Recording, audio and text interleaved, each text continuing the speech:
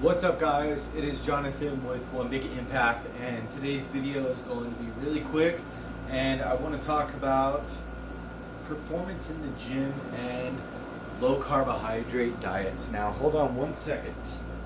I'm going to turn this off so you can better hear me, because everybody on the damn planet wants to complain they can't hear me because of whatever freaking noise is. Turn your damn volume up, people. But so a couple days ago, as a backstory to help understand where I came from and where I'm at today. So last week, and for the last, how many months? Maybe 2 months, I had been focused on strength training, and what I was doing was, as far as my food was concerned, I was following Stan Efferding's what they call vertical diet, okay? And by doing that, I picked up quite a bit of body fat. I picked up probably about 20, 25, maybe 30 pounds. I don't exactly know how many pounds, but I know it was at least 20. And in the element of that, I was at about 200 grams of carbs per day. And then for the last 2 to 3 weeks of it, I kicked my carbohydrates up even higher to about 311. Okay, the reason I'm telling you that is because now, as of, I believe I'm on day 4 I believe, of completely flipping the script. So I was at 300 carbs a day then.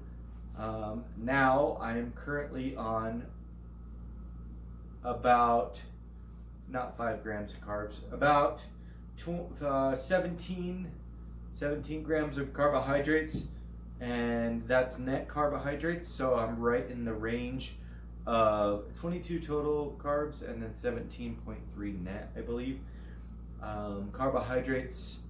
And then my fats are significantly higher.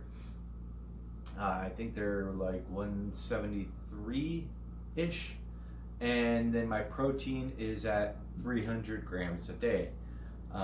So I'm doing a modified, what you would consider modified Atkins, modified keto, whatever. So I'm keeping my protein up. The reason for that is because I'm working on building muscle. I'm also working on strength and stuff, so I need the energy and I need the fuel. So the answer to the question is my strength or my performance in the gym affected by being low carbohydrate? Now, you know just as well as I do, if you've ever switched to low carbohydrate, you have a transition period. It's about 2 or 3 days. And then when you're transitioning, you go through like keto flu, and your body's adapting and different things like that. You're getting rid of your glycogen and everything, and maybe sometimes you have low energy. I usually don't get keto flu. I get slightly affected by it, but not like anything major. Now, does it affect my performance directly in the gym? Have I pulled any max lifts? No. I am currently on a strength training program. I have no problem getting an insane pump. I am meeting all my lifts with no issues whatsoever. I'm on a 5-3-1 program that Jim Wendler wrote, and I'm on week 2 of that, so I'm doing 3x3s. I've had no issues keeping up with the numbers, to be honest. Everything's pretty light compared to what I'm used to, because I went from a 5x5 to this, and then I will probably transition into some peaking programs afterwards. My squat is perfectly fine. I changed my squats to box squats. The other day it was like 365 by 3 was my top set, but I got to like 5 or 6, I believe. And then my deadlift yesterday or the day before was 465 by 8. Having no problems there. And then my bench today, it was like 255 by 6. Had no problems there. So do I think it's affected by carbohydrates? No. I think you need to make sure you have the proper amount of fuel. So if you're in a caloric surplus and you have enough calories to be able to sustain the energy levels that it will require in the gym to be able to meet these lifts and everything, because these are just like my strength training program. In addition to my strength training, I'm actually doing like a bodybuilding split afterwards. So it's like 2 programs in one, because one's not going to give you much hypertrophy, but the other one's going to give me significantly different type of stimulus. So one's going to be strength, one's going to be hypertrophy, the building of the muscle. So I'm working on 2 different aspects, and I'm at currently my BMR is like 2100 or something like that. That's the basal metabolic rate, the calories to sustain my body style. 2088 or 2099 or something, just 2100. And then my calories currently right now are at 2700 calories, and I'm actually losing weight. So I've lost, in the last 3 days, I lost 5 pounds, and maybe that's water weight, maybe it's not, whatever. I don't really care what people say or think or whatever. You have to do what's best for you. And I know, once I get to a certain point where my cravings have gotten completely out of control, and then I'm going to try to grab ice cream or fistfuls of donuts or whatever, it gets just really out of hand. So I have to rein it in. And a lot of people will say, well, doing that process, you have to go slow, and then, slowly dwindle out your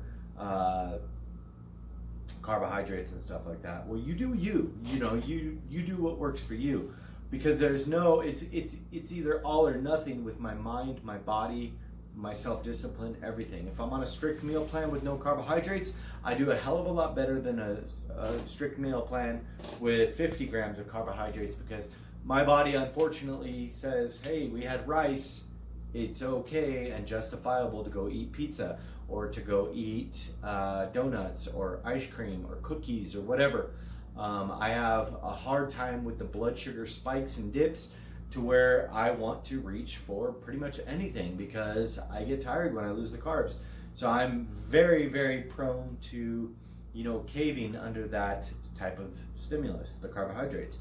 So I do really well on a low carbohydrate diet. Anyway, I do not feel in any way, shape, or form that it affects the ability to be able to lift heavy, lift good weights, my reps, my sets. I will say, even a few years back, when I was in London a lot, I was very low carb, and I was right under 200 pounds. I'm definitely 250 now, so I'm a lot bigger. Even at that point, I had no problem whatsoever keeping up with my lifts. I was probably the leanest I've ever been at that point. I definitely had significantly less muscle mass, but my workouts were on top of the world. I never had any issue with keeping up. I would say, if anything, when I am fat adapted, I have a hell of a lot more success keeping up with, good lifts and stuff like that when I am fat adapted. So carbohydrates, although they are a positive, quick, snappy fuel source, I feel for people like myself that have issues with insulin and fat storage and cravings and food issues and stuff like that, I don't feel like it's effective to put yourself through that up and down situation when you end up at a Dairy Queen at 7 o'clock at night and eating another 2,000 calories, okay?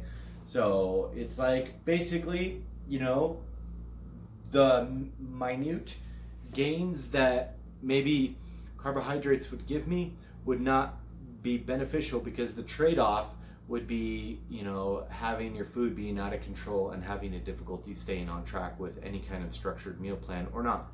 So the synopsis, no, I don't think that there's any issues as far as being able to keep up with exercise, whether it's running. I actually run a lot better when I'm low carb, and yeah, So that's the absolute truth. You guys have a beautiful day. If you're new here, please check us out on Facebook. Our group is called Healthy Living for a Healthy Life. Please like, share, comment, and subscribe to our channel. And also, have an amazing day. Do what works for you. If somebody doesn't agree with what you're doing, don't talk to them about it, as long as it's healthy for you. Be stronger than your excuses. Remember to spread love, not hate.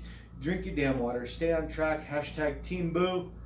And have a beautiful day. Like I said, again, thank you so much for all the support. Goodbye.